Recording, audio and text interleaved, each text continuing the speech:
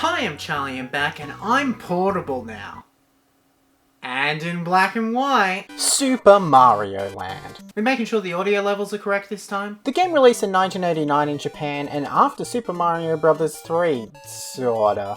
Super Mario Land released after Super Mario Bros. 3 in Japan, but before Super Mario Bros. 3 in the US and everywhere else. Why? Couldn't tell you. But the game released alongside the Game Boy as a launch title, and is the very first handheld Mario game if we don't include the Game & Watch games. There's only 4 worlds in this game, making it the shortest Mario game ever. The game was purely created to sell the Game Boy and have it as the game that comes with the system. They wanted this game to be different from the console counterparts. This can't be the same as main Mario. Every time a franchise went from being on console to portable, the portable one was always some sort of spin-off. It was never a part of the mainline series. Look at Secret Agent Clank. Do you think that's a mainline Ratchet & Clank?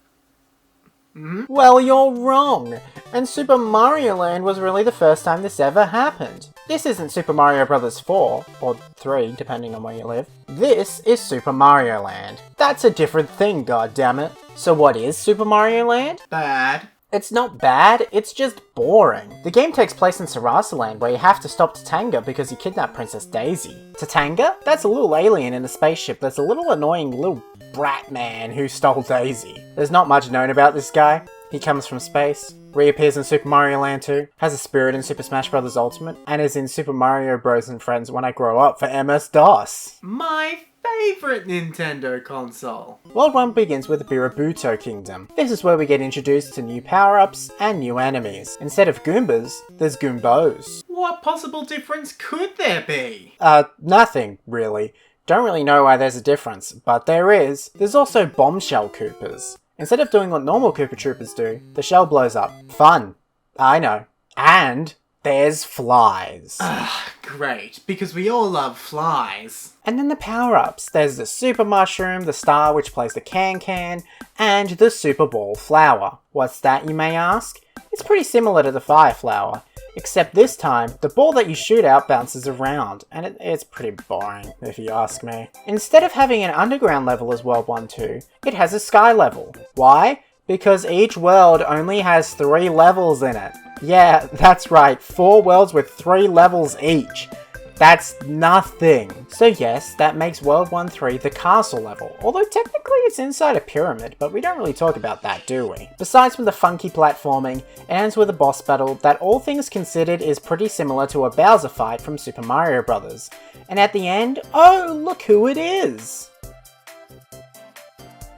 Oh, what? Instead of Daisy, it's Daisy? Yeah, instead of the boss being fake, it's the person at the end. I guess toads don't exist in Sarasaland, so instead they replace them with these fake Daisy things. World 2's different. I guess we were taken by a UFO at some point, as that's how the level begins, and we enter the Muda Kingdom. Who came up with these names? It's pretty much the same as any other level, with a bunch of platforms that go higher and higher with a few bridges as well. Look, it's an interesting level, but when you start to realize that almost every level is kind of just the same thing over and over again, you start to realize that this game's probably very unoriginal. That's not a bad thing, it makes sense that it's like this, but you just get a bit sick of it after a while. World 2-2 is where things finally get different. There's a lot of squares everywhere, but more than that, it has this sort of unique construction feel to it. I don't know if that's what they were going for, but that's what we got. Of course, that brings us already to the castle, or whatever. Do you see what I mean by this game being very short? Well, when I said castle, what I obviously meant was an underwater shooter level. Duh. Yeah, for some reason, this game has 2 shooter levels. Instead of traditional platforming, you're in a submarine shooting stuff at other things. It's really strange to be honest, and I don't really know if it fits, but it works. And I think that's what Super Mario Land is. These are the games where Nintendo experimented. I've seen a lot of people compare Super Mario Bros. Wonder to Super Mario Land, and you know what? I see it. That's exactly what Wonder feels like. The next game in the Land series. I mean, hell, Super Mario Land 3 was so experimental that they gave Wario the title role. I would honestly say that the shooter levels are some of the hardest levels in the entire game, as they're just so completely different to what you'd be expecting. World 3 takes you to the Eastern Kingdom, otherwise known as Easter Island. See those little statue thingos? They're just straight up Easter Island statues. This level doesn't really add anything for the first half, not until you meet the big rock things and the spikes. In several levels, there's a bunch of spikes on the ground, and the only way to get across them is to jump on a rock thing, which is apparently an enemy known as Ganchan, and travel across those spikes. I find this to be a really weird platforming thing, but you know what? It makes these levels unique from each other. But I can't help but think that these levels are just so empty compared to some of the other Mario levels. It just feels empty. And look, if that's the goal, great! But it just seems so weird. World 3-2 is the bane of my existence. I despise this level.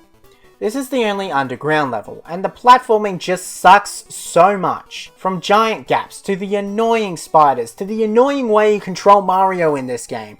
This level just really sucks so much. I'm not normally one for hating levels, but this level I despise with all my being. World 3-3 is another empty level with a little cave at the end. Oh, how fun! That's exactly what I wanted, an empty level with a cave at the end. Great! I don't know if you can tell, but I don't like this game. World 4, the final world, introducing the Chai Kingdom. What the hell does that mean? There's a bunch of bamboo, with the world looking almost identical to what World 1 is. I'm not kidding! World 4-1 and World 4-2 are just so similar. The only difference is that the second half of World 4-2 is in like a cave, I think. World 4-3 is really the only interesting one, and it's just another shooting level. There's no ground, you can never touch the ground. You're somehow in the sky, dying all the time to the most annoying enemies in the world, to then just fight the final boss, Tatanga, and die 100,000 times. This took me over 20 minutes to complete. What a horrible level to send off a horribly designed game. I hate this game so much. It's just so mid. At the end, you take a spaceship to save Daisy, and then the credits roll. Great, fantastic. Can we just stop talking about this game? I've spent years trying to beat this game. I first got it on the 3DS Virtual Console in 2011, and only now have I actually completed the game. I can finally say that I hate this game with a burning passion. It sucks. There's nothing good about it. It's impressive that they managed to put a Mario game on the Game Boy, but when you compare it to Super Mario Land 2, what the hell is this game? Why would you do this to me, Nintendo? Why would Nintendo do this to me? Goddamn, Deja Vu was a bitch.